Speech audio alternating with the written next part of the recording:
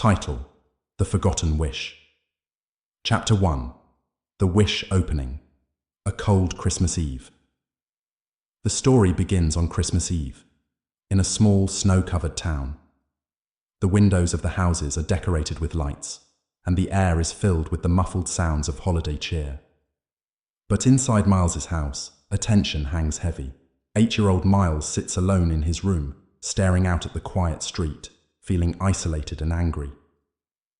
Earlier that night, Miles had a fierce argument with his parents. They'd scolded him for sneaking a peek at his presents and warned that he might lose his gifts if he didn't behave. Miles, humiliated and frustrated, had stormed off to his room, slamming the door. The usual excitement of Christmas has turned bitter, his resentment building as he sits in silence. And the shadows in the room. As the night grows darker, Miles begins to notice strange things about his room. The lights flicker faintly, casting shadows that seem to shift and change shape.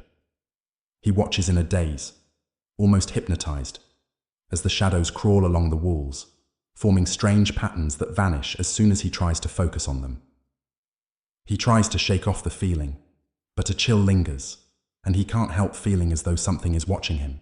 He feels the weight of the silence pressing in, his anger mingling with a growing sense of unease. He mutters to himself, letting his resentment pour out, voicing the thoughts he's been holding back. An angry wish. Miles's frustration reaches a boiling point. In a fit of anger, he shouts, "I wish they would just go away. I wish I didn't have to deal with them anymore." His words echo in the silence, filling the room with an eerie stillness, as if the walls themselves are listening. The moment he speaks, a strange sensation fills the air. The temperature drops suddenly, a coldness creeping into the room that makes him shiver. The shadows seem to shift and swirl, gathering around him like a dark fog, as though his words have awakened something. He tries to ignore the feeling, brushing it off as his imagination, but the coldness remains, an icy chill that settles into his bones. He pulls his blanket tighter around himself, wondering if he's just made a terrible mistake. A knock at the window. Just as he's beginning to calm down, he hears a faint tapping sound at his bedroom window. The sound is slow, deliberate, sending a shiver down his spine. He tries to tell himself it's just a branch brushing against the glass, but something about the rhythm of the tapping feels intentional, like someone, or something, is trying to get his attention. He reluctantly gets up, creeping toward the window, heart pounding. He pulls back the curtain and peers outside, expecting to see a branch or maybe even a bird. But what he sees instead makes his blood run cold. Standing in the snow, just beyond the glow of the streetlights, is a tall, thin man dressed in an old-fashioned black suit. His face is hidden in shadow, but his posture is perfectly still, almost unnatural, as if he's waiting for something. The man's cold smile. Miles stares, frozen in fear, unable to look away. The man lifts his head, and for the first time, Miles catches a glimpse of his face. His features are pale, almost colorless, and his eyes gleam with a strange, cold light. But it's the smile that sends a chill through Miles's bones, a slow, creeping grin that seems both friendly and sinister, as though he knows a secret that Miles does not. The man raises a hand, gesturing for Miles to come closer. A feeling of dread fills him, but he can't tear his eyes away, drawn in by the man's hypnotic gaze. For a moment, he feels as though he's under a spell, compelled to open the window and invite the man inside. But before he can move, the man disappears. One moment he's there, standing in the snow, and the next, he's gone, leaving nothing but empty darkness. Miles closes the curtain, his heart pounding, trying to convince himself that it was just a trick of the light. When uninvited guest Miles climbs back into bed, pulling the covers over his head, but he can't shake the feeling that he's not alone. He lies still, listening to the silence, his mind racing with fear. Just as he's beginning to calm down, he hears a faint creak, like the sound of footsteps on the floor. He peeks out from under the covers and sees a figure standing at the foot of his bed, the man from the window. The man's presence fills the room with an unnatural chill, his shadow stretching across the walls, twisting and shifting as though alive. "Good evening, Miles," the man says in a soft, almost gentle voice. His tone is friendly, but there's an edge to it, a darkness that makes Miles's skin crawl. "I heard you make a wish." A dangerous offer. Miles's fear intensifies as the man steps closer, his smile widening. The man explains that he is here to grant wishes, to help children who feel misunderstood or overlooked. His voice is smooth, almost comforting, as he assures Miles that he only wants to help. "You wished for your parents to go away, didn't you?" he asks, his tone light, as if it's the most ordinary thing in the world. Miles tries to deny it, but the man's knowing gaze makes it clear that he heard every word. The man leans in, his face inches from Miles's, his smile widening. "Wishes are powerful things, you know. Once spoken, they take on a life of their own, and tonight, I'm here to make your wish come true." Miles feels a surge of panic, his anger dissipating as he realizes the gravity of his words. He tries to explain that he didn't mean it, that it was just a moment of frustration, but the man only laughs softly, a sound that sends a shiver down his spine. "Ah, but words have power, young one," the man whispers, especially words spoken in anger. "They linger, waiting for someone like me to come along." Miles's desperate plea. Miles stammers, trying to take back his wish, his heart racing as he realizes that this strange man has the ability to make it come true. He pleads with the man, begging him not to do it, promising that he'll never say such things again. The man watches him with amusement, tilting his head as though considering his request. But there's a gleam in his eye, a spark of cruel delight that makes it clear he has no intention of listening. "Wishes are not so easily undone, Miles," he says with a sigh. "You asked for this, and now, it's yours." The man straightens up, his shadow stretching across the room, filling every corner with darkness. He gives Miles one last look, a final chilling smile that seems to promise something far worse than he can imagine. The shadows gather. As the man steps back, the shadows in the room begin to shift and swirl, moving as though they have a life of their own. Miles watches in horror as they gather around the man, wrapping around him like tendrils, pulling him into the darkness. The man's voice echoes through the room one last time, a whisper filled with dark amusement. "Be careful what you wish for, Miles. Some wishes come at a price." And then, just as suddenly as he appeared, the man is gone, leaving behind only silence and the faintest trace of a chill in the air. A lonely night, Miles sits alone in his room, shaken and terrified. He tries to convince himself that it was all a dream, a figment of his imagination brought on by his anger and frustration. But the room feels different, colder, emptier, as though something has been taken from it. He huddles under the covers, his mind racing with fear and regret. He whispers to himself, telling himself that it was just a nightmare, that everything will be back to normal in the morning. But deep down, he feels a gnawing dread, a sense that he has set something terrible in motion. As he drifts into a restless sleep, he hears faint whispers in the darkness, voices that seem to come from the walls, filling his mind with unsettling thoughts. He dreams of empty rooms, of silent hallways, of shadows that stretch and reach, filling every corner with a darkness that feels alive. But the wish, sealed in his dream, he sees the man again, standing in the shadows, watching him with that same unsettling smile. The man holds out a hand, and in it, Miles sees his own wish, a fragile, glowing thing that pulses with a dark energy. "Your wish is sealed, Miles," the man says, his voice echoing through the dream. "There's no turning back now."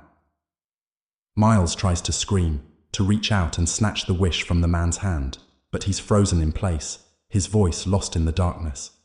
The man's laughter fills the dream, a low, mocking sound that lingers long after he disappears. End of chapter 1. In this chilling opening chapter, we explore Miles's descent from anger to terror, culminating in a fateful wish that he can't take back. The mysterious visitor's dark promise and Miles's growing dread set the stage for the horror that will unfold, leaving him alone with the terrifying knowledge that his own words have triggered a nightmare. The chapter ends with him falling into a restless sleep, haunted by visions of shadows and the man's final mocking smile. foreshadowing the dark journey that awaits him. Chapter 2. The Empty House. Opening. A silent Christmas morning.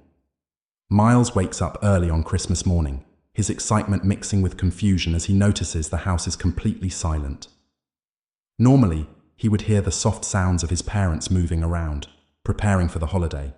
But today, an unnatural silence fills the air, heavy and oppressive. At first, he brushes it off, thinking they're simply downstairs, waiting for him to come open presents. He calls out, "Mum? Dad?" But there's no reply. His voice echoes faintly, swallowed by the silence. He heads downstairs, expecting to find his parents in the living room. But it's empty. No sounds, no footsteps, just an eerie stillness. A growing unease. Miles checks the Christmas tree, noticing the untouched presents scattered beneath it, each carefully wrapped and labeled. The sight feels wrong. It's as if time itself has stopped, preserving the moment before Christmas morning, but robbing it of its life and warmth. The air feels colder than usual, and a chill creeps up his spine as he senses something is very wrong. He walks through each room, his heart pounding as he calls out for his parents again and again, each silence feeding his growing dread. He searches the kitchen, the garage, even their room, but there's no sign of them. No coats, no bags, nothing. It's as if they simply vanished overnight. Strange clues and empty rooms. As he wanders through the empty house, Miles notices strange details that seem almost impossible. The beds are perfectly made, without a wrinkle in sight, as though no one has slept in them. His parents' shoes are by the door, and his mother's purse sits on the counter, undisturbed. In the bathroom, he finds a small trace of his mother's perfume lingering in the air, a faint scent that seems to mock him with its familiarity. He catches sight of himself in the mirror, his pale face wide-eyed with fear, and feels a prickling sensation on the back of his neck, as though he's being watched. Desperate to prove this is just some odd prank or misunderstanding, he decides to call his parents' cell phones. Both lines ring and ring before going to voicemail, the silence between rings growing more oppressive. The realization settles over him like a weight. They aren't coming back. At the memory of the visitor, sitting alone in the living room, Miles tries to piece together what could have happened. And then he remembers the man from the night before, the man who claimed he could make his wish come true. The memory of the stranger's cold smile and mocking eyes fills him with dread. But he tries to convince himself that it was only a dream, a figment of his imagination. But as the silence presses in, he begins to question himself. He remembers the man's words, the chilling promise to make your wish come true, and his stomach churns with guilt. He realizes that his own angry wish may have caused this, that his brief moment of anger may have been the reason his parents disappeared. Unsettling hints of the stranger. As he paces the house, trying to convince himself it was only a dream, he begins to notice subtle, unsettling changes. Shadows seem to linger longer than they should, stretching across the walls in ways that feel unnatural. Out of the corner of his eye, he catches glimpses of movement, a flicker of black, the briefest hint of a figure standing just beyond his sight. He feels as though the stranger from last night is still there, lurking in the corners, watching him with a mocking smile. In the kitchen, he finds a small, folded piece of paper that wasn't there before. Written in an elegant, spidery hand are the words, "Careful what you wish for, Miles." His hands shake as he clutches the note, a chill washing over him as he realizes that his Christmas Eve visitor was real. The man had heard his wish and had somehow granted it. Desperate and terrified, Miles tries to tear up the note, but the paper remains perfectly intact, refusing to tear no matter how hard he pulls. Bogey, isolation, and fear. The day drags on in a nightmarish blur. Miles refuses to leave the house, afraid that if he steps outside, his parents will be gone forever. He wanders through the empty rooms, his footsteps echoing in the silence, his mind racing with panic and regret. Every creak of the floorboards, every whisper of wind outside seems filled with sinister intent, as if the house itself has become an enemy. He tries to distract himself by watching TV, but every channel shows static, a harsh white noise that grates against his nerves. He attempts to play with his toys, but they only serve as a reminder of his loneliness, their cheerful colors and sounds, feeling hollow and mocking. The usual joy of Christmas is replaced by an overwhelming emptiness, a sense of dread that makes his stomach churn. In a moment of desperation, he attempts to open the front door, hoping that stepping outside will somehow break the spell. But when he turns the handle, he finds it won't budge. The lock resists him, as though the house itself is determined to keep him trapped inside.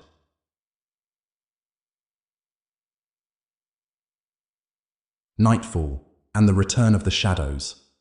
As night falls, the fear that has been gnawing at him intensifies. The house grows colder, the shadows stretching across the walls, darkening every corner until the entire house is shrouded in an oppressive darkness. Miles turns on every light he can find, but the shadows seem unaffected, swallowing the light as though it's nothing more than a weak attempt to keep them at bay. Then he hears it. A faint whisper from somewhere down the hall, a soft, mocking laugh that seems to come from everywhere and nowhere. His heart pounds as he follows the sound, his footsteps slow and hesitant, each step filling him with a sense of dread. The whisper grows louder, morphing into a voice that he recognizes all too well. "Do you like your wish, Miles?" the voice purrs, filled with a dark amusement. "Is this what you wanted?" Miles backs away, his mind reeling. The stranger's voice fills the air, taunting him with every word, a reminder of the wish he made in anger. He realizes that the stranger is here, within the very walls of the house, feeding off his fear and regret. And a grim revelation. In a final act of desperation, Miles runs to his room, hoping to escape the voice, but it follows him, whispering through the walls. He curls up on his bed, clutching his pillow, his mind racing as he tries to think of a way to undo his wish. He whispers to himself, pleading for his parents to come back, promising that he'll be good, that he'll never make a wish like that again. But as the minutes tick by, he realizes that the stranger has no intention of granting him mercy.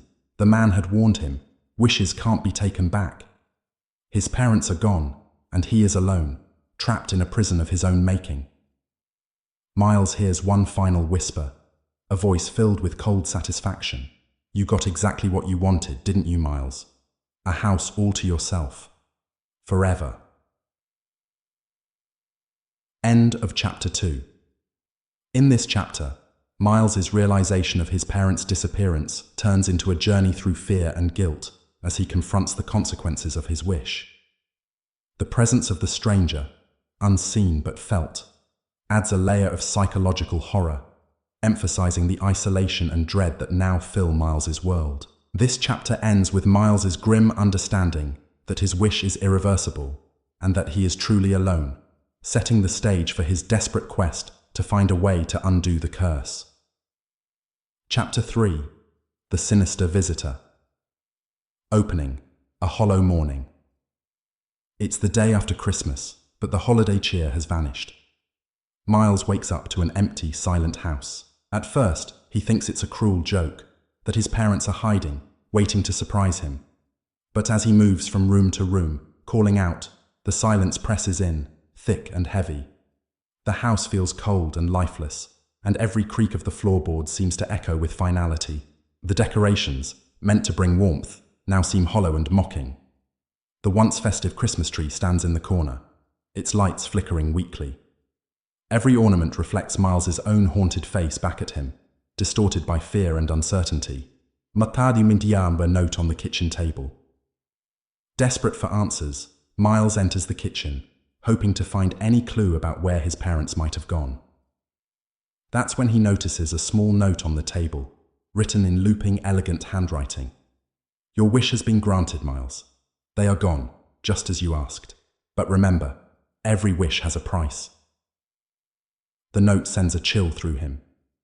He remembers the man's cold smile, his dark promise, the memory of his own words, the angry wish spoken in the heat of frustration, fills him with guilt and fear. He crumples the note in his fist, but the haunting words are burned into his mind. Strange occurrences begin. Throughout the day, strange things start happening around the house. Miles begins to hear soft whispers that seem to come from the walls, each whisper repeating his name. Shadows in the corners of rooms seem to stretch and grow, as if alive, And every so often, he hears a faint, mocking laugh, a laugh that sounds eerily like the keeper's voice, echoing through the empty rooms. He tries to tell himself it's all in his head, that he's just imagining things because of the fear and guilt weighing on him. But as the day drags on, the occurrences grow more intense, more undeniable. In the hallway, he catches sight of a dark figure in his peripheral vision, just for a second. The figure is tall, unnaturally thin, and draped in shadows. When he turns, it's gone, leaving only a faint scent of smoke and a bone-deep chill in the air. To the mirror's reflection. Later, Miles decides to go to his parents' room, hoping to find some comfort in their belongings. As he sits on their bed, he looks across the room at the large mirror on the wall. His own reflection stares back, but something isn't right. His reflection's eyes seem darker, emptier, as though they belong to someone else entirely. Then, to his horror, the reflection begins to move independently. It grins, an unnatural, wide smile that stretches too far, revealing too many teeth. Miles backs away, heart pounding, but the reflection doesn't stop smiling. It lifts a hand, waving slowly, mockingly, as though enjoying his terror. Paralyzed by fear, he watches as the reflection begins to speak, its voice a twisted echo of his own. "You wished for this, remember? You wanted them gone." He screams, stumbling backward, and the reflection vanishes, leaving only his own pale, terrified face staring back. The phone call from nowhere. Desperate to reach someone, anyone, Miles grabs the house phone and dials his grandparents' number. The line rings, and relief floods him when he hears someone pick up. But instead of a voice, there's only static. Then, through the crackling silence, he hears faint whispering, like many voices speaking at once. "Miles, isn't this what you wanted?" The voice is smooth, taunting. It's the keeper's voice, but it sounds distorted, layered with other voices, like an echo that refuses to die. He slams the phone down, his heart racing, realizing that he has no way to contact the outside world. The keeper has severed every connection, trapping him in a world of silence and shadows. A gift left under the tree. As evening approaches, Miles finds himself drawn to the Christmas tree. Beneath its branches, he notices a small, dark box that wasn't there before, wrapped in black paper with a blood-red ribbon. His instincts scream at him not to touch it, but a morbid curiosity compels him. He unwraps the box with trembling hands, feeling a sense of dread with each pull of the ribbon. Inside, he finds a small, ornate hand mirror, framed with intricate carvings of thorned vines and twisted branches. The glass is dark, almost black, as though it's hiding something beneath the surface. When he peers into it, he sees the keeper's face staring back at him, eyes glinting with amusement. The keeper's voice fills the room, emanating from the mirror itself. "Looking for them, are you?" he says, his tone mocking. "They're closer than you think. After all, you wished for this, didn't you?" Miles drops the mirror in horror, but it doesn't shatter. Instead, it lies on the floor, the keeper's face still visible, watching him with that sinister smile. The attic discovery. With nowhere else to turn, Miles decides to explore the attic, a place his parents had always kept locked. He finds the attic door slightly ajar, as though inviting him in. He climbs the creaky stairs, each step echoing in the silence, and enters the dim, dusty space filled with forgotten belongings and strange, shadowy shapes. In the far corner, he spots an old chest, covered in dust. He hesitates, sensing something dark and ancient within, but curiosity wins out. He opens the chest and finds a collection of old letters and strange trinkets, items that seem oddly out of place. Among them is a leather-bound book titled The Keeper of Forgotten Wishes. Flipping through its pages, he reads about a figure known as the Keeper, a mysterious being who grants the unspoken desires of children, twisting their wishes into nightmares. Each story is more horrifying than the last, detailing the fates of those who had summoned him in moments of anger or desperation, only to be trapped in his dark web forever. An unbreakable curse. As he reads, Miles comes across a passage that sends a chill down his spine. Once a wish is made in anger, it binds the wisher's soul.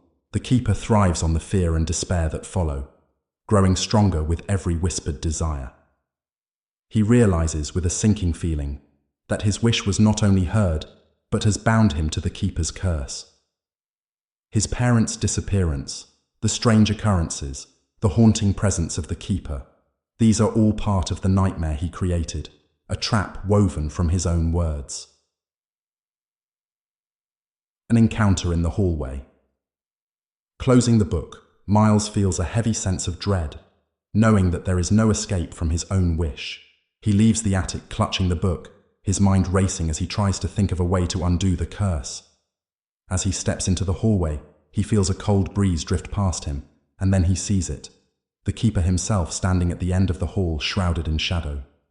His face is hidden, but his eyes gleam with a sickly light, and his voice fills the air, smooth and mocking. "Still searching for a way out, are we?" he asks, his tone almost playful. "There's no escaping a wish, Miles. It's yours to keep. Forever." Miles stumbles back, his heart racing as the keeper steps closer, his form flickering between shadow and solidity. He feels the walls closing in, the darkness thickening as the keeper's grin widens, his face stretching into a twisted, grotesque smile. The mocking lullaby.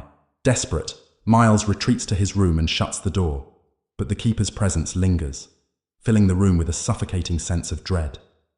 The lights flicker, casting long shadows that seem to stretch toward him like reaching hands. Then, from somewhere in the house, he hears a soft, haunting melody, a lullaby that his mother used to sing to him as a child. But the voice singing it is not his mother's. It's distorted, twisted, like a dark echo of her voice. The words are wrong, each line filled with subtle threats and cruel promises, as though mocking his longing for his parents.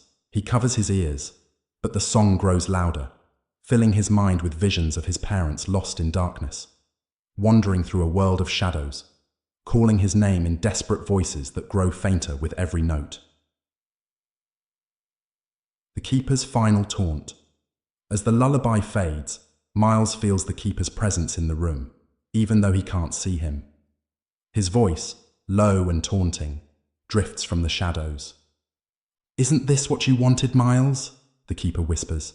"An empty house, no parents to scold you, just like you wished. Isn't it perfect?" Miles tries to scream, to shout that he didn't mean it, that he takes it all back. But his voice feels small, swallowed by the darkness that surrounds him. He realizes with a sickening certainty that the keeper is feeding off his despair, growing stronger with every moment he spends in fear and regret. The keeper's laughter echoes through the room, a mocking sound that fills Miles with a sense of hopelessness. He knows now that his wish is a prison, one he cannot escape, a nightmare that will haunt him as long as the keeper exists. End of chapter 3. In this chapter, Miles is haunted by the full weight of his wish, trapped in a house that has become a twisted version of his own fears and regrets. The keeper's presence is everywhere, an inescapable reminder of the curse Miles has brought upon himself. This chapter ends with Miles realizing that his wish cannot be undone, setting up his journey toward finding a way to escape the keeper's twisted influence, no matter the cost. Chapter 4. Discovering the Forgotten Realm. Opening. Shadows in the silence.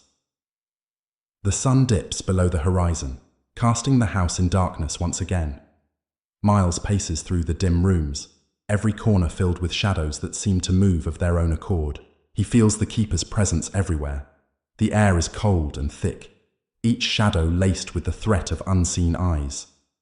His mind races with memories of the strange events over the past days, each moment a reminder of the keeper's grip on his reality. The mocking notes, the whispers in the walls, the vision in the mirror, all signs that he is no longer living in a normal world. He realizes that if he's to have any hope of undoing his wish, he'll need to confront the keeper in whatever realm he inhabits. At the library discovery. Desperate for answers, Miles heads to his family's library, a small room filled with dusty old books that his parents used to read to him from. Many of the books are holiday stories, mysteries, or fairy tales, but he's drawn to a large leather-bound book that he hadn't noticed before. It sits alone on a high shelf, as though it had been hidden, waiting for him. The book is titled The Keeper of Forgotten Wishes. The cover is dark, engraved with symbols he doesn't recognize, and the pages have a faint, eerie glow, as though holding secrets they're eager to reveal. The air around him grows colder as he flips through the book, feeling a strange energy pulsing from the words. Of the history of the Keeper inside, Miles reads of the Keeper's origins, a being as old as time, who thrives on the wishes of children, particularly those made in anger or sorrow. The book describes how each wish opens a portal into a parallel world known as the Forgotten Realm. This dark world is a twisted mirror of the wishmaker's own desires and fears, feeding on their emotions and trapping them within a nightmare crafted from their own thoughts. The Keeper is described as a shadow of forgotten hopes, his purpose to grant wishes but to do so with cruelty and cunning, twisting them to create suffering. Each fulfilled wish strengthens the Keeper, who absorbs the energy of despair and regret, growing more powerful with every trapped soul. The more Miles reads, the more he realizes that his wish for his parents to go away has created a personal nightmare that he must face alone. But the book offers him a glimmer of hope, mentioning an ancient ritual that can open a portal to the Forgotten Realm, where he might be able to confront the Keeper directly. The Ritual of Passage. Near the end of the book, Miles finds instructions for a ritual called the Passage of Shadows, a way to enter the Forgotten Realm. The ritual involves a series of steps that must be performed precisely, under the cover of night. It requires a few specific items: a mirror, a candle, and something meaningful that binds him to his lost loved ones. He realizes he has everything he needs: the small hand mirror from the mysterious gift, a candle from the living room, and a framed photo of him and his parents from last Christmas. The steps must be completed in absolute silence, lest he alert the Keeper, who would block the portal to prevent anyone from disturbing his domain. Miles feels a mixture of fear and determination. He knows that entering the Forgotten Realm is dangerous, but it's the only way he'll have a chance of seeing his parents again. The portal opens. That night, Miles prepares for the ritual. He sits in the middle of his darkened room, placing the candle and the mirror in front of him. He clutches the framed photo of his parents, drawing strength from their smiling faces. He begins to chant the words from the book, his voice barely a whisper, each word filling the air with a heavy electric charge. As he finishes the last line, the candle's flame flickers wildly, casting strange, twisting shadows across the walls. The air grows colder, and he feels a pull, as though the very room is shifting. The mirror before him darkens, the surface rippling like water. Slowly, it changes, revealing not his reflection, but a vision of a dark, twisted landscape, a world that looks almost like his own, but warped and distorted, filled with shadowed shapes and dark, hollow echoes. The mirror begins to expand, stretching and pulling as though it's creating an opening. The room itself feels as if it's bending around him. And then, with a sudden rush, he's pulled forward, his body dragged through the mirror and into the darkness beyond. Entering the Forgotten Realm, Miles finds himself standing in a world that looks like his house, but everything is off. Walls are tilted at impossible angles, and colors are muted, drained of life. Shadows cling to every surface, stretching and twisting as if alive. The air is thick and stale, filled with the faint scent of smoke and decay. He walks down a hallway that seems to stretch endlessly, the doors lining it warped and twisted, each one pulsing faintly with a dark energy. His footsteps echo strangely, as though the world around him is hollow, a place that feeds on loneliness and fear. He calls out for his parents, his voice barely a whisper in the heavy silence. The only response is his own echo, a mocking repetition that fades into the darkness. As he continues, he feels eyes watching him from every shadow, a constant reminder that he is not alone. It's a world of forgotten wishes. Miles begins to explore, each room holding remnants of twisted wishes from other children who fell victim to the Keeper. He sees toys that have come to life in grotesque forms, mirrors that show the deepest fears of those who look into them, and clocks that tick backward, counting down the time each child has left in the Keeper's grip.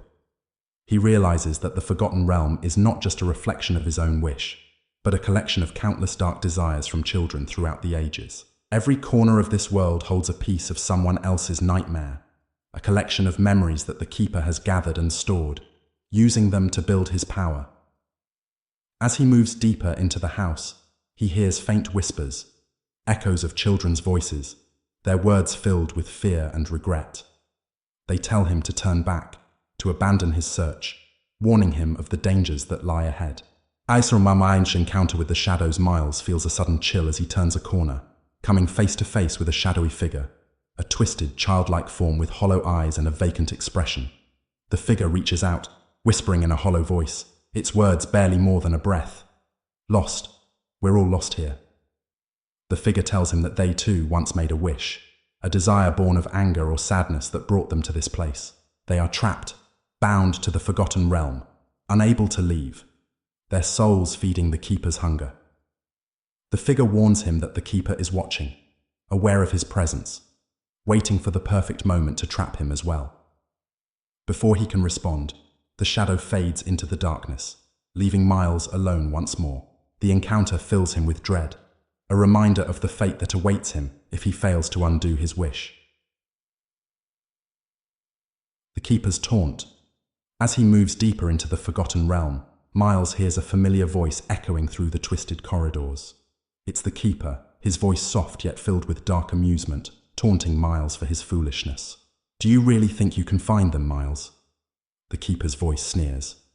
They are part of this world now, lost like all the others. And soon, you will be too.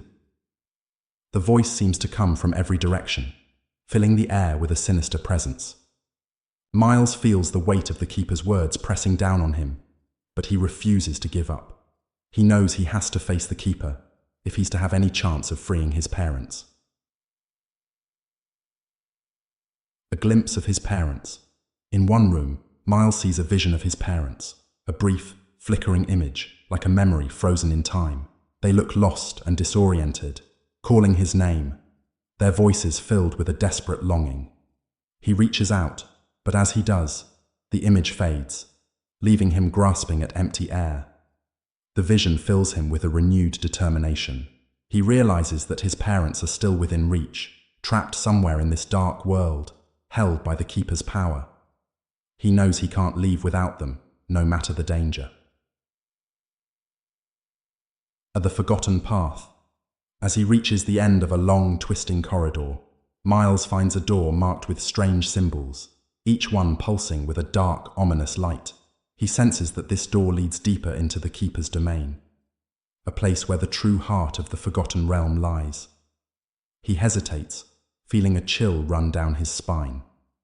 But he knows that beyond this door lies the only chance he has of finding his parents. He places his hand on the door, feeling a surge of dark energy, and slowly pushes it open. The air grows colder, the darkness thicker, as he steps through, entering a space that feels like the heart of a nightmare. Shadows coil around him, and he hears the Keeper's laughter echoing through the void, welcoming him into the depths of his own wish. End of Chapter 4. In this chapter, Miles learns the dark truth about the Forgotten Realm and the Keeper's power over it. The world around him is a twisted manifestation of forgotten wishes, each piece adding to the Keeper's strength. With the eerie echoes of children's voices warning him and visions of his parents slipping away, Miles steels himself for the journey ahead, determined to confront the Keeper and find a way to break the curse. This chapter ends with him stepping deeper into the heart of the Forgotten Realm, facing the ultimate test of courage as he prepares to confront the Keeper in his own domain. Chapter 5. Trials and Temptations.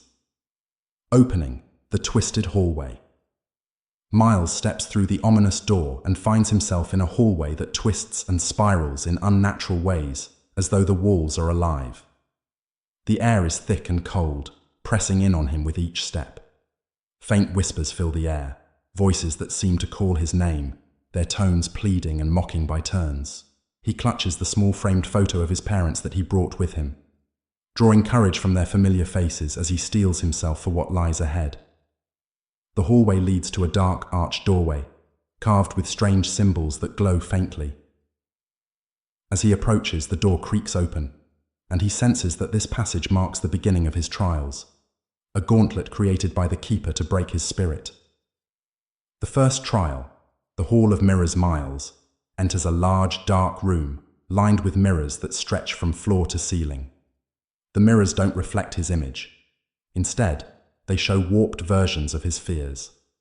In one mirror, he sees himself crying alone, whispering his wish for his parents to disappear. In another, he sees his parents, looking lost and confused, wandering through a dark forest, calling out for him in desperation. As he moves deeper into the room, the reflections become more twisted. He sees images of himself lost in darkness, of his parents fading into shadows, their faces filled with sorrow.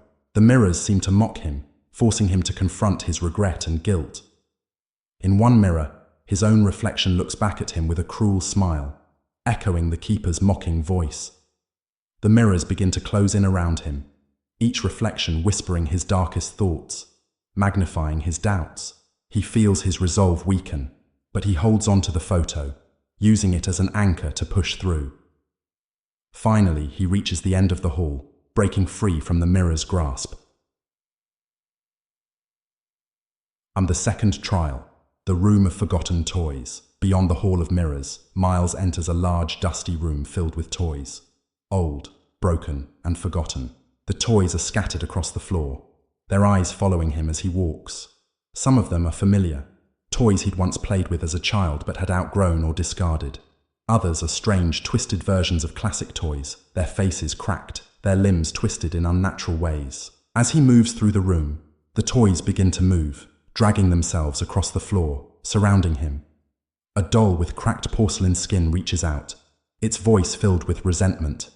"You left us behind, just like you left them. Is this how you treat everything you don't want?" A toy soldier, its paint chipped and face faded, whispers, "Why did you forget us, Miles? Why did you wish them away?" Miles's heart races as the toys close in, each one representing a piece of his past that he had cast aside. He feels a pang of guilt, their words pressing down on him, but he reminds himself of his goal. He pushes past the toys, their accusing eyes following him as he leaves the room. The third trial, the Forest of Lost Souls. Miles enters a fog-filled forest, the trees twisted and gnarled, their branches reaching out like claws. The ground is covered in a thick mist that clings to his ankles, making it hard to move. Shadows flit between the trees, the faint shapes of lost souls trapped in the Keeper's world. He hears whispers in the fog, voices calling out to him, some of them sounding painfully familiar. The shadows move closer, revealing faint ghostly images of children, their eyes hollow, their faces filled with sorrow. One of the children steps forward, her voice soft and mournful. "We were all like you once," she says, her voice echoing in the silence. "We made wishes, and now we're part of this place. The Keeper keeps us here, feeding off our sadness and fear." Miles feels a chill as he realizes that these children are past victims of the Keeper, each one bound to the Forgotten Realm by a wish they could never take back. The girl reaches out to him, her hand cold as ice. "Turn back, or you'll end up just like us." The temptation to give up is strong, but he thinks of his parents, lost somewhere in this realm, and pushes forward, refusing to let the Keeper claim him as he has claimed so many others. The fourth trial, the Keeper's offer. As he exits the forest, Miles is met by the Keeper himself, standing at the edge of a shadowy clearing. The Keeper's form is clearer now, tall, slender, his face still half hidden in shadow, but his eyes gleam with a predatory glint. His smile is wide and cruel as he watches Miles approach, his voice smooth and sinister. "You've come far, Miles," the Keeper says, his tone almost admiring. "But tell me, was it worth it? You wanted them gone, didn't you? You got exactly what you asked for." Miles clenches his fists, refusing to be drawn into the Keeper's taunts. But the Keeper steps closer, his gaze piercing, his words dripping with dark promise. "Why suffer through these trials, Miles, when I can give you everything you want? I could make you forget them. I could give you a life of freedom, without anyone to tell you what to do." He extends a hand, his smile widening. "Accept my offer, and you can leave this place with no memory of them. You'll be free, just like you wanted."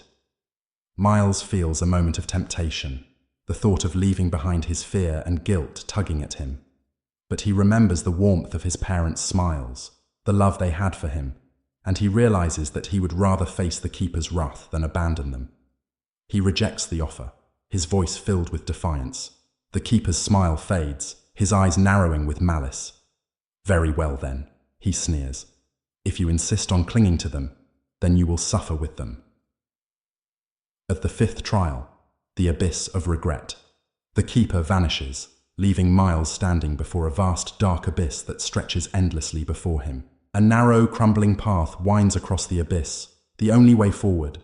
Shadows shift within the darkness below, whispers of doubt and regret filling the air. As he steps onto the path, the voices grow louder, each one a memory of times he'd taken his family for granted, moments when he'd let his anger and frustration cloud his love for them. He sees flashes of himself yelling at his parents, moments when he'd wished to be left alone, words spoken in anger that now weigh on him like stones. The path crumbles beneath his feet, forcing him to move quickly. The voices grow louder, accusing him, filling him with guilt. He feels as though the abyss is pulling him down, drawing him into its depths. But he clings to the memory of his parents, reminding himself that he has the power to change, that his love for them is stronger than his past mistakes. With a final surge of determination, he crosses the abyss, reaching the other side just as the last of the path crumbles behind him. The sixth trial, the Heart of Despair. Miles enters a final chamber, a dark, circular room with no doors or windows. The walls pulse with a faint, sickly light, and in the center of the room stands a twisted, blackened tree, its branches stretching toward the ceiling like skeletal hands. Hanging from the branches are faint orbs of light, each one a wish, pulsing with the despair of those who made them. He realizes that this is the heart of the Forgotten Realm, a place where the Keeper's power is strongest. The orbs represent the wishes of children, who, like him, had spoken in anger or desperation, only to become trapped in the Keeper's world. The sight fills him with sorrow, but also with hope. He knows that if he can break the Keeper's hold here, he might be able to free not only himself and his parents, but the other children as well. A final confrontation. As he approaches the tree, the Keeper reappears, his face twisted with fury. "You think you can undo this?" he snarls, his voice echoing through the room. "These wishes are bound by anger, by regret. You cannot change what has already been spoken." Miles meets the Keeper's gaze, his fear replaced by a fierce determination. "I made a mistake," he says, his voice steady. "But I'm willing to face it. I'm not afraid of you." The Keeper laughs, a sound filled with malice, and lunges toward him. Shadows swirl around them, but Miles stands his ground, his heart filled with the memory of his parents' love. He reaches for one of the orbs on the tree, the one pulsing with his own wish, and pulls it free. Breaking the wish. Holding the orb, Miles feels the weight of his wish, the anger, the regret, the loneliness that had fueled it. He whispers an apology, his heart filled with a longing to undo the hurt he has caused. The orb begins to glow, brighter and brighter, until it fills the entire chamber with a blinding light. The Keeper screams, his form dissolving into shadows, unable to withstand the strength of Miles's resolve. The tree shudders, its branches wilting as the orbs begin to shatter, releasing the wishes they contain. The walls of the chamber crumble, the darkness fading as the Forgotten Realm begins to dissolve. End of Chapter 5. In this chapter, Miles faces a series of trials that test his courage, resolve, and love for his parents. Each trial forces him to confront his fears and regrets, pushing him closer to breaking the Keeper's curse. By the end of the chapter, Miles has shattered his own wish, setting off a chain reaction that threatens to unravel the Forgotten Realm, setting the stage for the final confrontation with the Keeper. Chapter 6. Confronting the Darkness Opening, the Crumbling Realm. The room begins to shudder and crack, walls fracturing as the light from the broken wish orbs grows stronger. The dark energy within the Forgotten Realm seems to recoil, filling the air with an eerie pulsing hum. Miles stands in the center, clutching the orb that once contained his own wish, now nothing more than dust. But he knows this victory is only the beginning. The Keeper's grip is far from broken. He feels the Keeper's anger simmering in the shadows, his presence thickening the air like a storm about to break. Shadows swirl and coil around him, the Keeper's fury manifesting as the room continues to collapse. With determination, Miles tightens his grip on the photo of his parents and steps forward, ready to confront the Keeper himself. The Keeper's true form revealed. Suddenly, the shadows pull back, swirling together to reveal the Keeper in his true form. He is massive, towering over Miles, his face a distorted mask of rage and hatred. His eyes glow with a fierce, unnatural light, and his body seems to flicker between solidity and shadow, an amalgamation of the fears and wishes he's devoured over centuries. The Keeper's voice booms through the collapsing room, his tone mocking but laced with fury. "You think you can defy me, little one?" he sneers. "I am the master of this realm. You are nothing but a whisper, a fleeting thought." But Miles doesn't back down. He meets the Keeper's gaze, his fear replaced by resolve. He realizes that the Keeper feeds on fear, despair, and doubt, and he vows not to give him that power any longer. Battle of wills. The Keeper lunges at Miles, his massive form shifting and warping, his shadowy arms stretching like claws. Miles dodges, narrowly avoiding the attack, and clutches the photo of his parents, drawing strength from their love. The Keeper's attacks grow more ferocious, each strike sending shockwaves through the room, causing it to fracture and crumble further. As the battle rages, the Keeper taunts him, his voice dripping with malice. "You wanted them gone, remember? You're the one who called me here. This is all your fault." The words sting, rekindling the guilt that had haunted Miles since the beginning. For a moment, he falters, and the shadows around him grow darker, as though feeding off his self-doubt. But then he remembers his parents' love, their kindness, and the strength he's found in fighting for them. He stands tall, pushing the Keeper's words aside, refusing to be manipulated. "You twisted my wish," Miles says, his voice steady. "But I know what I want now. I want them back." The Keeper snarls, his form flickering as Miles's resolve weakens his power. It becomes clear that the only way to defeat the Keeper is to stay strong, to deny him the power of fear and despair. The vision of the captive souls. As the battle intensifies, the Keeper gestures with one hand, and the walls shift, revealing haunting visions of the souls he's claimed over the centuries. Miles sees the faces of other children, trapped within shadowy orbs, their expressions frozen in despair and regret. Among them, he sees his parents, their faces pale and ghostly, reaching out toward him. The sight fills him with sorrow, but it also fuels his resolve. He knows that freeing his parents means freeing all the souls the Keeper has taken. He realizes that the Keeper's power isn't just physical. It's a trap built from emotional chains, binding his victims through their own fear and guilt. He reaches out to the image of his parents, speaking to them with a voice filled with love and courage. "I'm coming for you. I'm not giving up." The vision fades, but the Keeper's laughter echoes around him, dark and mocking. "They are mine, bound to this realm forever," the Keeper sneers. "And soon, you will be too." But the Keeper's trap, facing his greatest fear. In a final attempt to break Miles, the Keeper shifts the room, transforming it into a twisted version of Miles's own home, but cold, empty, and decayed. The air is filled with the faint scent of his mother's perfume, now twisted into something sickly sweet, mingling with the smell of decay. His own room appears, but it's dark, with broken toys scattered around, and shadows pooling in every corner. The Keeper whispers, his voice everywhere at once. "Isn't this what you wanted, Miles? An empty home, no parents to scold you, just like you wished." The taunt cuts deep, filling Miles with a brief flash of despair. The house feels so real, every detail a reminder of his earlier anger, the words he can never take back. But then he looks around and remembers the warmth, the love that his real home held, and he knows this twisted version is a lie. "No," he says, his voice trembling but resolute.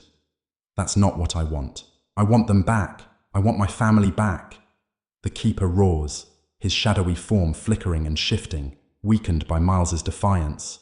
The twisted vision of the house begins to waver, its walls dissolving as Miles's love for his family breaks through the illusion. Breaking the chains. The Keeper, now visibly weakened, lashes out in desperation, trying to bind Miles with dark tendrils of shadow. But Miles feels the strength within him growing, a warmth that seems to radiate from the photo of his parents, a love that no amount of darkness can diminish. He reaches out, grabbing one of the shadowy tendrils, and feels it dissolve in his hand. The Keeper screams, his form flickering, as Miles pulls against the darkness, breaking through each chain with the force of his love and determination. One by one, the tendrils fall away, the shadows receding. The entire realm seems to tremble, as though the Keeper's very existence is unraveling. Miles realizes that the Keeper's power depends entirely on fear, anger, and regret, and by letting go of these emotions, he's weakening him. Matchas of the Keeper's last stand. The Keeper staggers, his form flickering like a dying flame. In a final act of desperation, he gathers the shadows around him, transforming into a massive, monstrous shape. A creature made of every fear, every dark wish he's ever devoured. His form is grotesque, a swirling mass of faces and shadows, his eyes burning with a cold, furious light. He lunges at Miles, his voice a mixture of rage and desperation. You cannot destroy me. I am every shadow, every regret. I am eternal. But Miles stands his ground, his heart filled with courage. He holds up the photo of his parents, letting their love guide him. The warmth spreads, filling the room with a blinding light, and the shadows around him begin to disintegrate. As the light grows stronger, the Keeper screams, his form shattering as he's consumed by the brightness. His voice fades, a final desperate cry swallowed by the light, leaving only silence. The realm collapses with the Keeper defeated. The forgotten realm begins to collapse. The shadows dissolve, the twisted walls crumbling, revealing a vast emptiness beyond. Miles feels a strange pull, as though he's being lifted from the darkness, back to the world he came from. Around him, the orbs holding the souls of the other children and his parents begin to shatter, their light filling the space. One by one, the souls are released, their faces filled with peace as they drift upward, free from the Keeper's grip. Miles watches as his parents' souls are freed, their faces filled with gratitude and love. They reach out to him, their voices soft and filled with pride. Thank you, Miles. You brought us back. He reaches for them, but as the realm crumbles, he feels himself being pulled away, back to the waking world. The last thing he sees is his parents' smiling faces, their forms dissolving into the light. Chamasakshint to the return to reality. Miles awakens in his own bed, the first rays of dawn filtering through his window. His heart races as he sits up, looking around, half expecting to still be in the Keeper's realm. But the house feels warm, filled with the familiar scents and sounds of home. He hears voices downstairs, his parents talking softly in the kitchen. Relief floods over him, and he races downstairs, tears in his eyes as he sees them standing there, whole and safe. They embrace, his parents unaware of the nightmare he endured, but they sense the change in him, the strength he's gained. Or Moti, a glimpse of the past. As they sit together, Miles's gaze drifts to the window, where he sees a faint shadow flicker just beyond the trees. For a moment, he thinks he sees the Keeper's face, his expression one of fury and defeat. But the image fades, leaving only the morning sunlight. He realizes that the Keeper's influence has finally been broken, but he will never forget the lesson he's learned. His words, his wishes, have power, and it's up to him to wield them with love and kindness. End of chapter 6. In this climactic chapter, Miles faces the Keeper's wrath and ultimately overcomes him by rejecting fear and regret. The Keeper's realm crumbles, releasing the captive souls, including Miles's parents. By facing the Keeper's darkness and refusing to be swayed by it, Miles not only saves his family but frees himself from the grip of his own fears. The chapter ends with Miles back in the safety of his home, forever changed by the journey through his darkest wish. Chapter 7. The Aftermath of Shadows. Opening. A quiet morning. The chapter opens with Miles waking up in his own bed, feeling as though he's emerging from a long nightmare. The first rays of morning sunlight filter through his window, casting a soft, warm glow on his room. Everything looks normal. The familiar walls, his toys scattered on the floor, and the faint smell of breakfast drifting from downstairs. But despite the ordinary setting, Miles feels an odd sense of disquiet. Shadows seem to cling to the corners of his room, darker than they should be, almost as though they're watching him. He brushes it off as residual fear from the Forgotten Realm, reminding himself that he's safe now. A family reunion with tension. As he goes downstairs, he's greeted by the warm sight of his parents bustling around the kitchen, preparing breakfast. They don't remember what happened. For them, it's as if they've simply woken up from a deep sleep. They notice a difference in Miles, though, a subtle change in his demeanor, a quiet solemnity in his eyes. Though they're overjoyed to be together again, there's a lingering tension that Miles can't shake. Every time he glances away, he sees flickers of shadows at the edges of his vision, the dark remnants of the Keeper's world bleeding into his own. During breakfast, his parents ask if he's feeling okay, and he forces a smile, assuring them that he's fine. But inside, he's still haunted by the Keeper's final taunt, that the curse would never truly be broken. Unsettling signs of the Keeper's influence. Over the next few days, Miles tries to settle back into his routine, hoping that normalcy will banish the lingering memories of the Forgotten Realm. But strange occurrences begin to disrupt his life, filling him with a growing sense of dread. He starts noticing small objects shifting places when he's not looking, shadows stretching unnaturally across the floor, and whispers that drift through the night, echoing the Keeper's mocking voice. One night, he sees a flicker of movement in the mirror, a shadow that vanishes the moment he looks directly at it. In his reflection, he catches glimpses of his own face twisted in a sinister grin, like the one he saw in the Forgotten Realm. He realizes that the Keeper's influence is still present, lingering like a scar across his reality. The return of the Keeper's gifts. On his bedside table, Miles finds the small hand mirror that he had left in the Forgotten Realm, now back in his room as if it had followed him home. The mirror feels cold to the touch, a faint pulse of dark energy radiating from it. When he peers into it, he sees flashes of the Forgotten Realm, the twisted halls, the dark tree, and the faint silhouettes of the children who remain trapped there. Panicking, he throws the mirror into the trash, but it reappears on his nightstand the next morning. It becomes clear that the mirror is bound to him, a permanent reminder of the Keeper's influence. Every time he looks into it, he feels a faint pull, as though the mirror is a portal back to the Forgotten Realm. A disturbing encounter with a classmate. At school, Miles is jumpy, his mind clouded with memories of the Keeper's realm. He notices a strange tension in the air, a feeling that something is wrong. During lunch, he's approached by a quiet classmate named Lily, who seems to sense his unease. She confesses that she too has seen things, dark shapes in her room at night, whispers calling her name.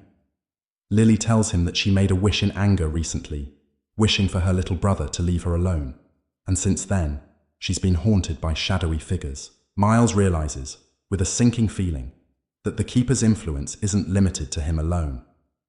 The Keeper has begun to reach out to other children, using their anger and frustration to reopen his power in the world. He warns Lily to ignore the whispers, to avoid making any more wishes, and to tell her brother she loves him. She looks at him with fear, but also with understanding, sensing that he knows more than he's letting on.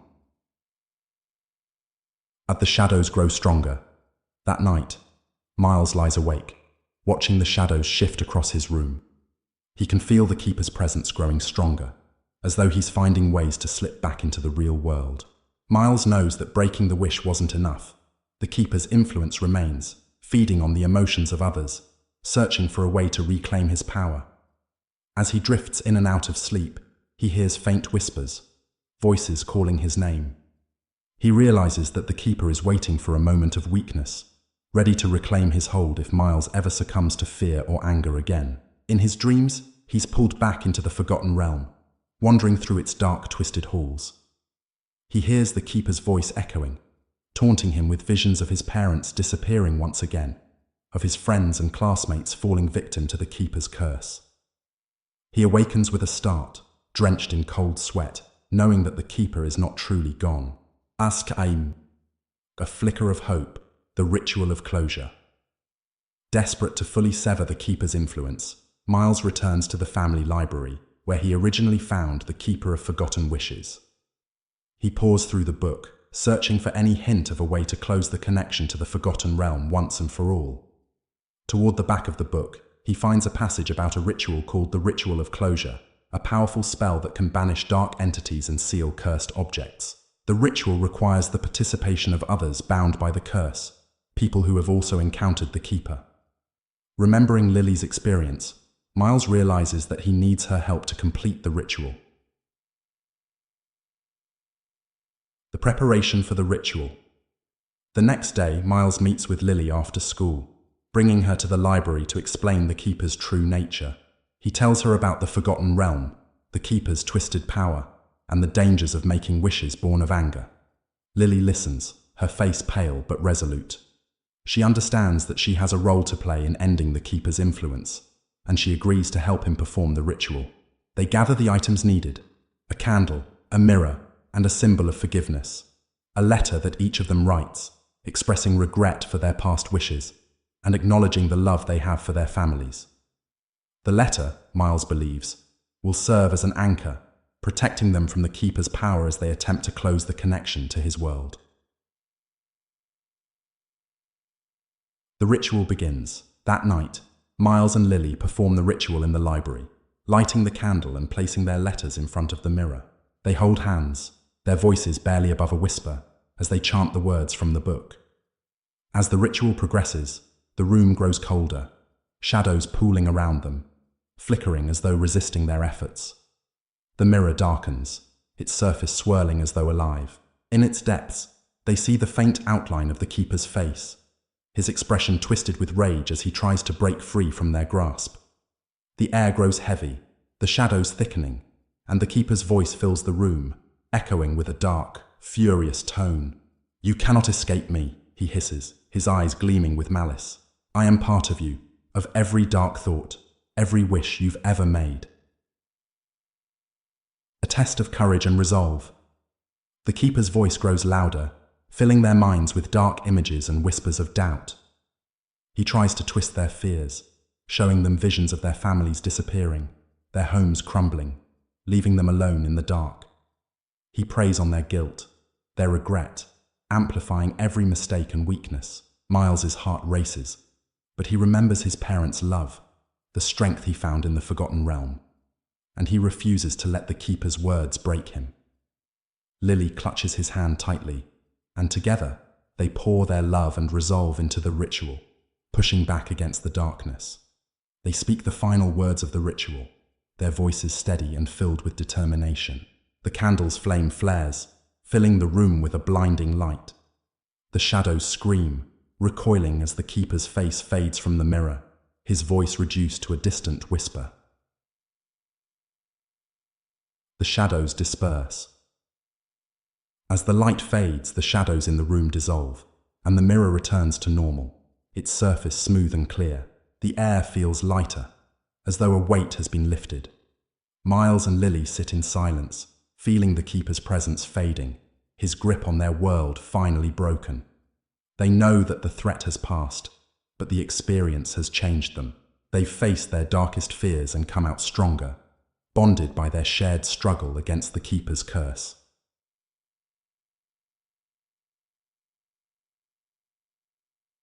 A quiet morning, revisited. The next morning, Miles wakes up feeling a sense of peace that he hasn't felt since the night he made his wish. The shadows in his room are just shadows now, empty of any malice. Downstairs, he finds his parents in the kitchen, laughing and talking as they prepare breakfast.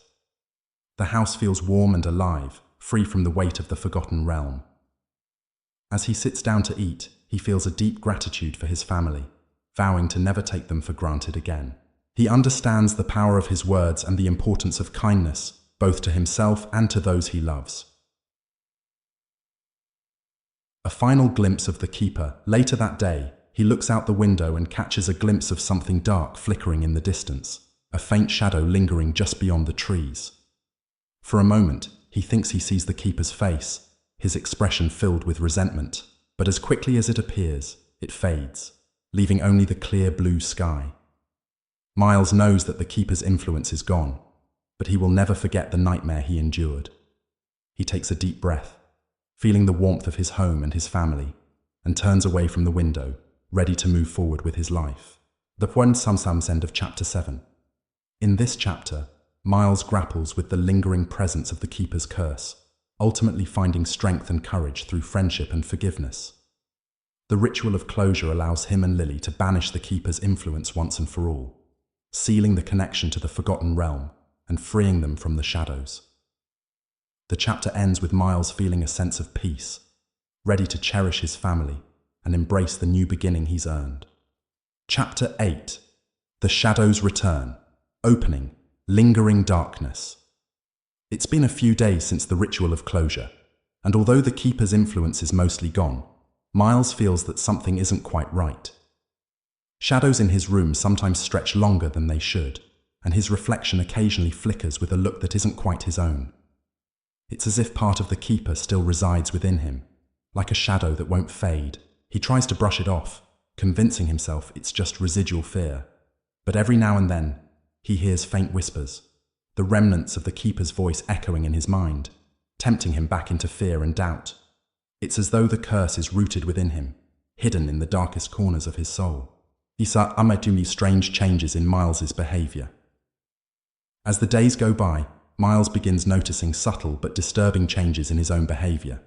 He's quick to anger, snapping at his parents and friends over small issues, his emotions flaring in ways he can't control. At school, he finds himself drawn to the shadows in the hallways, feeling strangely comforted by the darkness. His friend Lily notices his shift and grows concerned. She sees the same haunted look in his eyes that she recognized in herself before the ritual, as if the keeper has left a piece of himself within Miles. She tries to comfort him, but he brushes her off, embarrassed by his strange feelings. Deep down, he knows something is wrong, but he's afraid to admit it. The mirror's influence. The cursed hand mirror that had haunted Miles since his return from the Forgotten Realm has reappeared on his nightstand, seemingly unbreakable and unwilling to leave his side. Every time he glances into it, he sees a faint outline of the keeper's face lurking behind his own, as though waiting for the perfect moment to resurface. One evening, in a moment of frustration, Miles picks up the mirror, intending to throw it out once and for all. But as he holds it, he feels an odd pull, a sense of dark familiarity that keeps him from letting go. In the mirror's reflection, he sees himself smiling, not with his own smile, but with the keeper's cold, malicious grin. A voice in his mind whispers, "You and I are bound, Miles. You cannot escape me."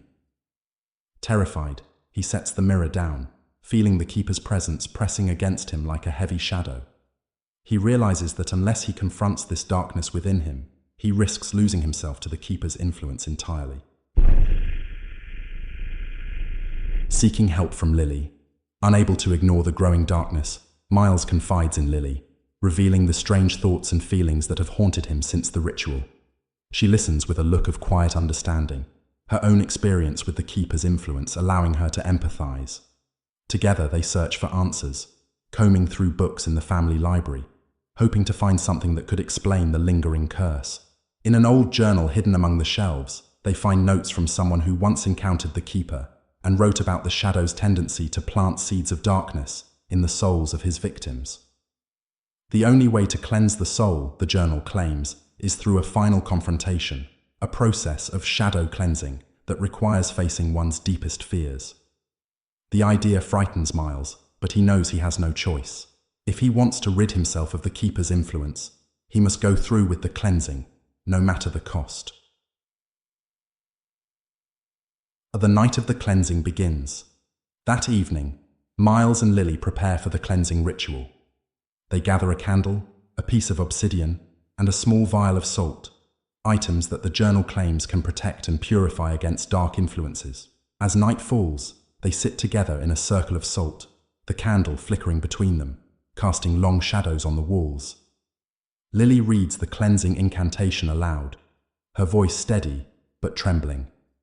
As she speaks, Miles closes his eyes, feeling the darkness within him rise to the surface. His skin prickles, his heart pounding as he senses the Keeper's presence emerging from the depths of his mind. A voice echoes in his mind, soft yet menacing. "You cannot get rid of me, Miles. I am a part of you now."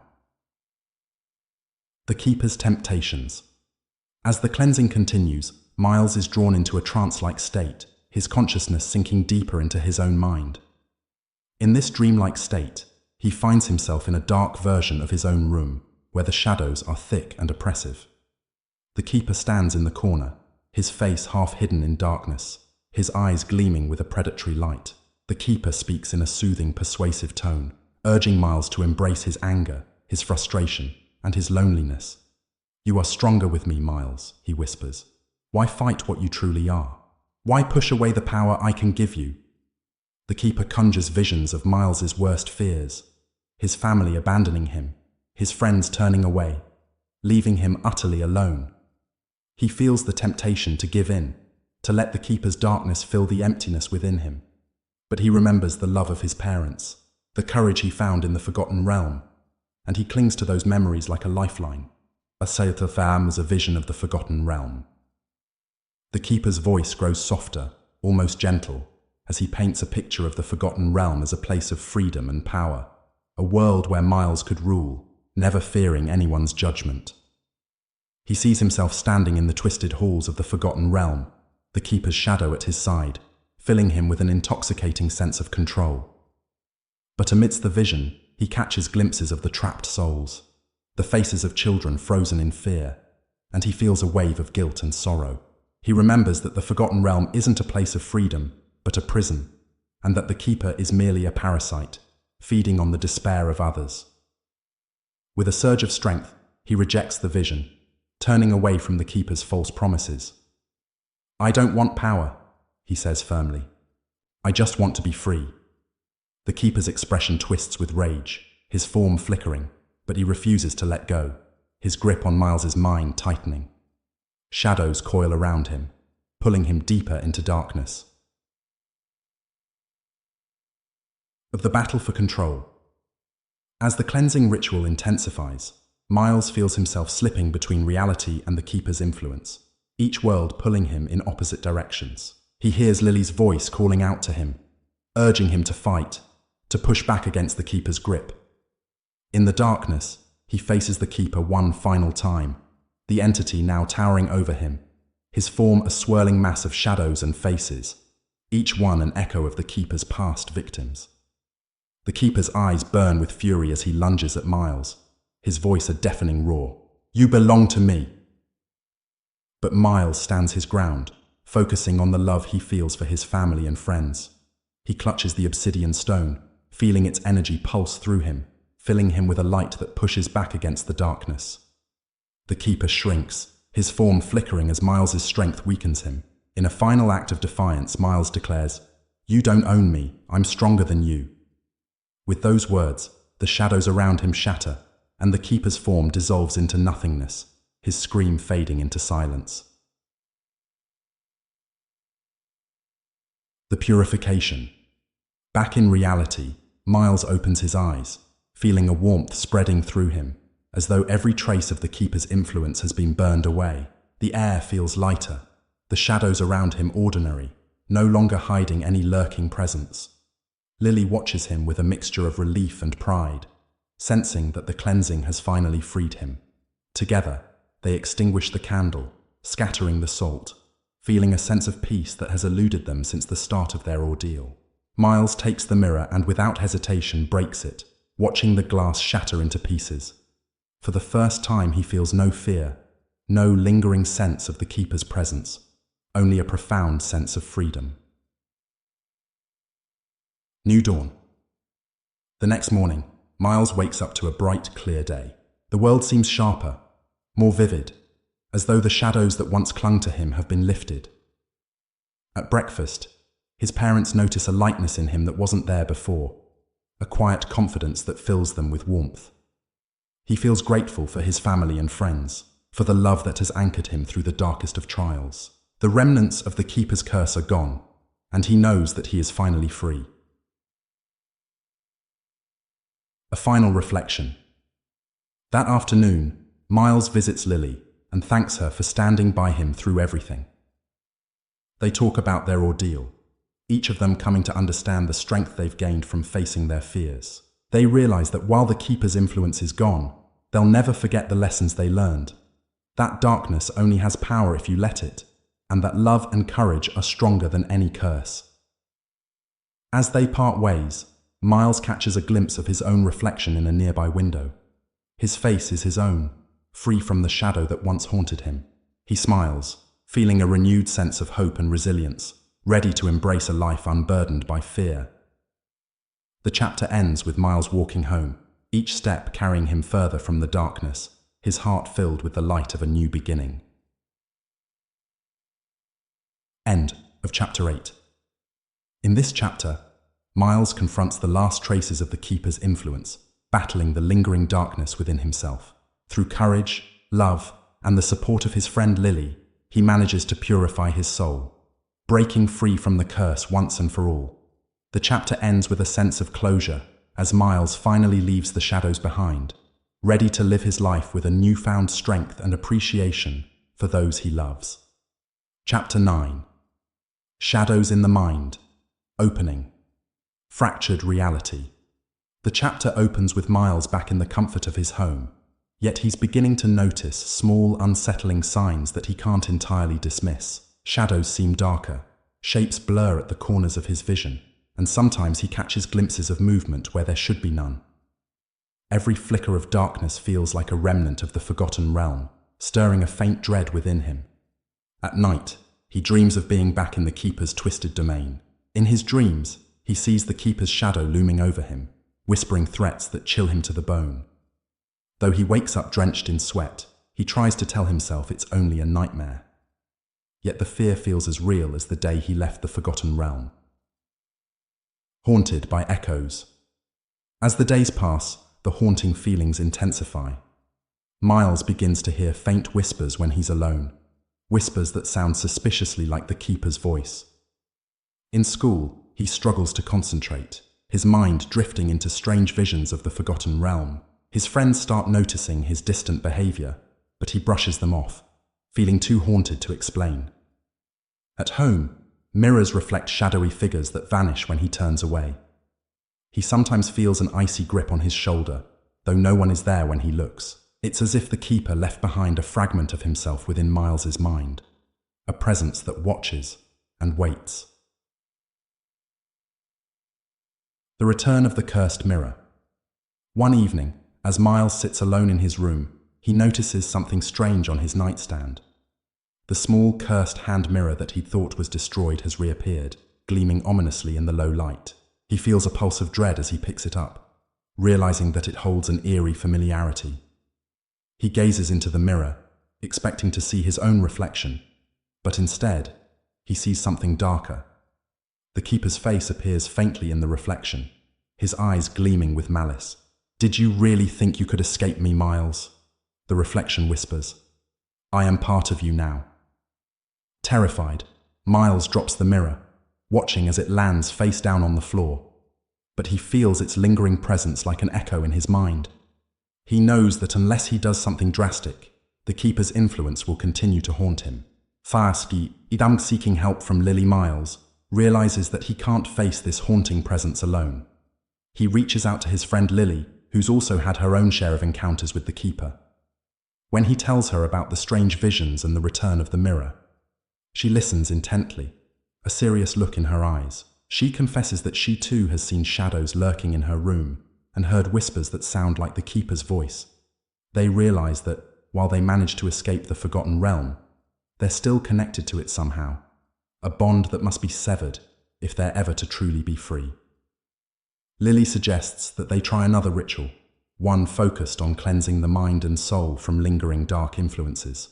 She has found a ritual in an old book that speaks of soul purification, a process meant to confront and dispel any shadows within. The cleansing preparation. That night, Miles and Lily prepare for the ritual in the attic of Miles's home, where they feel they'll be closer to the Keeper's lingering presence. They gather a small candle, a quartz crystal, and a vial of salt, objects that are said to have protective properties against dark energy. As they light the candle, shadows flicker across the attic walls, casting strange, shifting shapes that remind them of the Keeper's twisted domain. They sit across from each other, hands joined, and begin reciting the incantation that's meant to draw out and banish lingering darkness. At the descent into the mind's shadows, as they chant, Miles begins to feel a strange sensation, as though he's sinking into a deep, dark space within himself. The room around him fades, and he finds himself standing in a cold, shadowy version of his own mind. It's a twisted reflection of reality, where every corner holds a flicker of darkness, every wall stretches with menacing shadows. He sees Lily beside him, and they realize that they are in the depths of their own memories, a place where the Keeper's lingering influence still resides. This place feels almost alive, pulsing with a strange energy, as if feeding off their fear. Visions of the Forgotten Realm. As they walk through this dark landscape, they encounter visions of the Forgotten Realm, twisted halls, shadowed rooms, and the faint echoes of the trapped souls they encountered there. The Keeper's voice drifts through the air, taunting them with reminders of their worst fears. In one vision, Miles sees his parents lost and calling out his name, their voices filled with panic and sorrow. In another, he sees himself alone, surrounded by shadows that close in, whispering that he will never escape the Keeper's grasp. Each vision fills him with dread, but he clings to the memory of his family's love and Lily's presence beside him, drawing strength from their connection. Batisi, facing the Keeper's shadow. As they delve deeper, the shadowy essence of the Keeper materializes before them, flickering like a distorted reflection. The Keeper's shadow is weaker than before, yet it carries an aura of malice, an echo of his former power. The shadow addresses them, his voice chilling and hollow. "You cannot banish me, children. I am woven into the very fabric of your fears." Miles feels his knees tremble, but he stands his ground, refusing to let the Keeper's shadow intimidate him. He knows that this version of the Keeper is only a fragment, a piece of darkness lingering in his mind. "You're nothing but a memory," he says, his voice steady. "You have no power over me anymore." The shadow sneers, flickering like smoke, and lunges at him, surrounding him in darkness. But Miles closes his eyes, focusing on the love he has for his family and the strength he's found within himself. He pushes back, feeling the shadows weaken as his courage grows stronger. The Keeper's final attempt. The Keeper's shadow, realizing it is losing control, shifts tactics, trying to manipulate their emotions. It conjures visions of their worst fears. Miles sees himself standing alone in a dark void, abandoned and helpless, while Lily is surrounded by shadowy figures who whisper lies and accusations, blaming her for every mistake she's ever made. But Miles and Lily reach for each other, grounding themselves in their shared resilience. Together they confront the Keeper's shadow, using the strength they've gained from facing him before. The shadow flickers, weakening, its form becoming less distinct with each passing moment. "You're nothing more than fear," Lily says firmly, "and we're done being afraid." Banishing the Keeper's shadow. With renewed determination, Miles and Lily hold out the quartz crystal, using it as a focal point for their courage and willpower. The crystal begins to glow, emitting a warm light that pushes back the darkness, illuminating the shadowy landscape within their minds. The Keeper's shadow shrinks back, his form breaking apart as the light grows stronger. His voice becomes a faint whisper, filled with desperation. "You can't erase me. I will always be here." But the light engulfs him, dissolving his form entirely, leaving nothing but silence. The dark landscape around them begins to fade, replaced by a sense of warmth and peace that fills every corner of their minds. Returning to reality, Miles and Lily open their eyes, finding themselves back in the attic, the candlelight flickering softly. The atmosphere feels lighter, the shadows around them ordinary, devoid of malice. They exchange a look of relief. knowing that they've finally purged the Keeper's last remnants from their minds. For the first time since returning from the Forgotten Realm, Miles feels truly free. The heaviness that had haunted him has lifted, replaced by a sense of calm and resilience, bracing a new beginning. In the days that follow, Miles notices that the strange visions and whispers have disappeared. He no longer feels the Keeper's presence lurking in the shadows or in his mind. He reconnects with his family and friends, sharing laughter and warmth without the lingering sense of dread. One evening, he and Lily sit together, reflecting on their journey. They talk about the strength they found in facing their fears, and how the Keeper's shadow taught them to appreciate the light in their lives. The memories of the Forgotten Realm remain, but they no longer feel like a burden. Instead, they are a reminder of their resilience and courage. Thanafu and a final glimpse into the mirror. Before bed, Miles picks up a small mirror from his dresser and looks into his own reflection. For the first time, he sees only himself. No flickers of darkness, no shadows lurking behind him. His reflection is whole, peaceful, and free. As he sets the mirror down, he feels a profound sense of closure, knowing that he has reclaimed his life from the Keeper's shadow.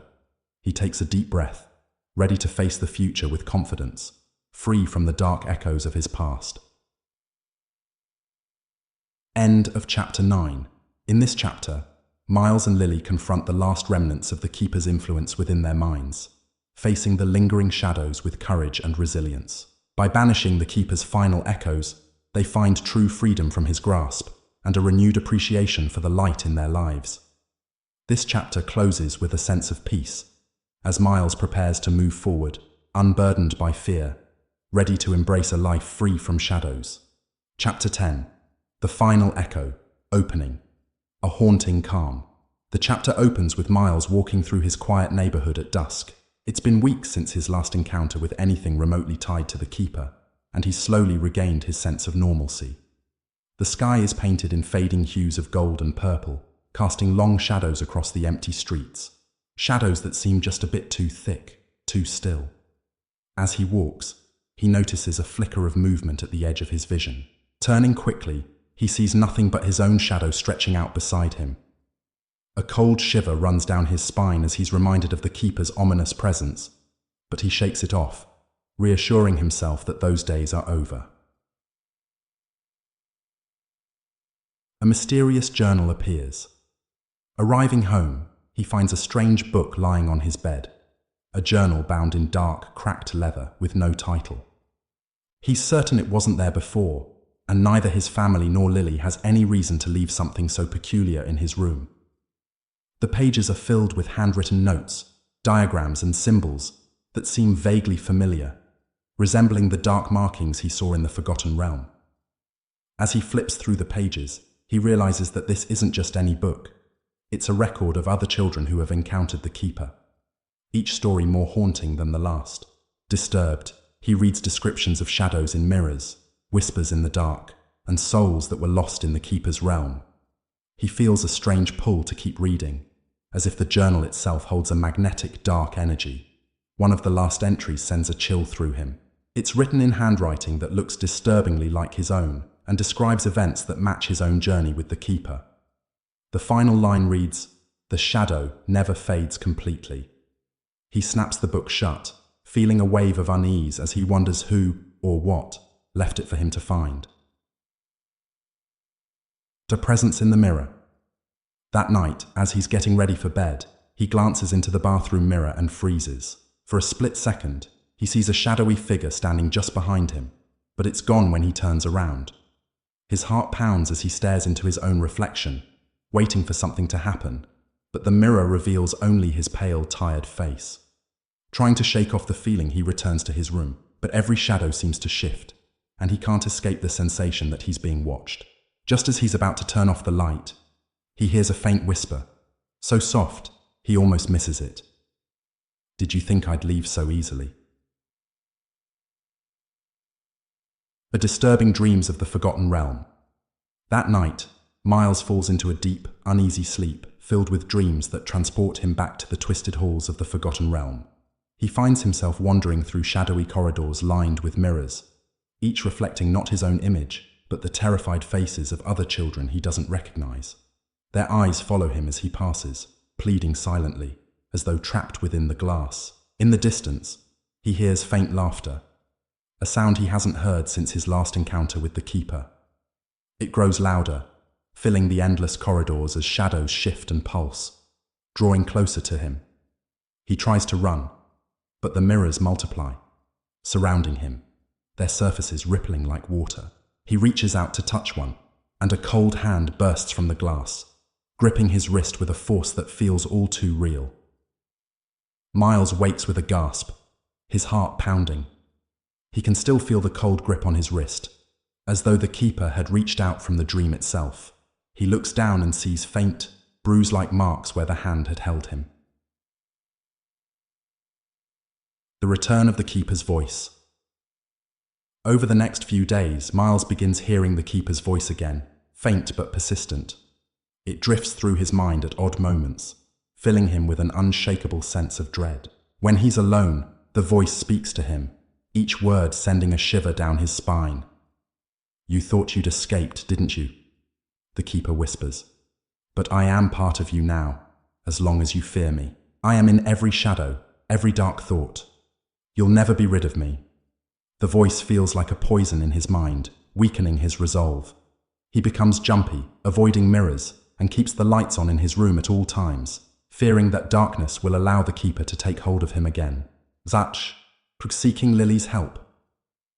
Desperate and on the edge of despair, Miles confides in Lily once more, explaining everything: the book, the dreams, and the voice that refuses to leave him. Lily listens carefully, her expression serious. She's troubled, but offers him a comforting presence, reminding him that they've beaten the Keeper before, and that they can do it again. Together they decide to attempt a final purge, a ritual meant to rid one's mind of lingering darkness and banish any last traces of supernatural influence. They prepare in secret, gathering materials in his room and marking a protective circle on the floor with salt. Of the ritual and a final confrontation, the room grows cold as they begin, the candlelight flickering ominously. They chant the incantation from Lily's book, focusing on purging their minds and banishing the Keeper once and for all. Shadows coil along the edges of the room, shifting and pulsing as if resisting their efforts.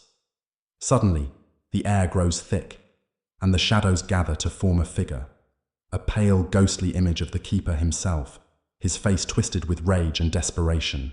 He's weaker now, barely more than a wraith, but his presence fills the room with an intense chill. His voice is a hiss, filled with malice. "Do you think you can truly erase me?" he sneers. "I am the darkness in your soul, the whisper in your ear. I am your fear, your regret." Miles feels a surge of anger, remembering the torment and fear the Keeper has caused. He steps forward, meeting the Keeper's gaze with defiance. "You're just a shadow," he says, his voice steady. "You have no power here. Not anymore." The Keeper lunges at him, his form flickering as he tries to grip Miles in his shadowy hands. But Miles holds his ground, focusing on the warmth of his family, the strength he's found within himself, and the love of those who stood by him.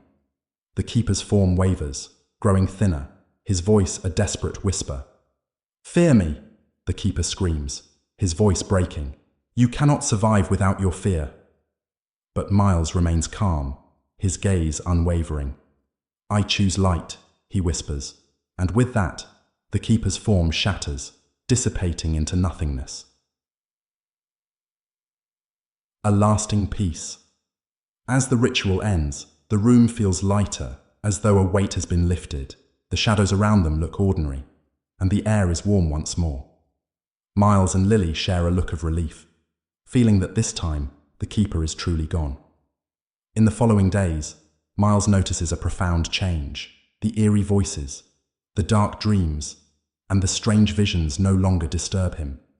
For the first time, he feels at peace, no longer haunted by the Keeper's presence.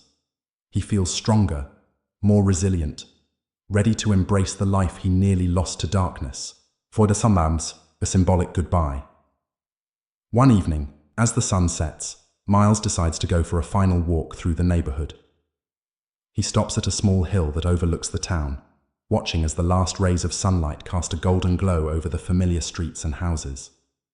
He whispers a quiet goodbye to the shadows, knowing that he's finally free of their influence. As he turns to leave, he catches a fleeting glimpse of a shadow stretching long and thin across the ground, almost like a familiar figure. But as he stares, it fades, leaving only the warmth of the setting sun.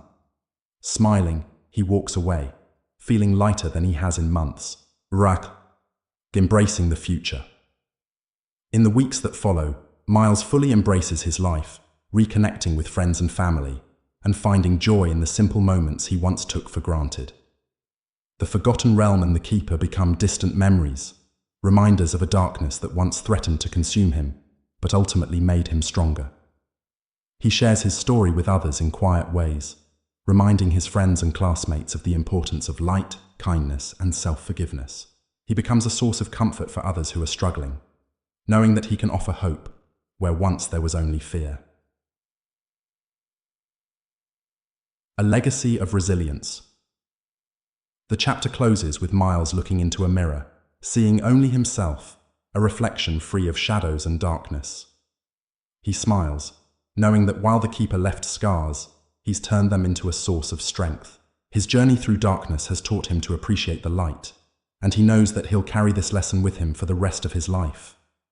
With a quiet sense of closure, he steps away from the mirror, leaving behind the echoes of the past and embracing the bright, open path ahead.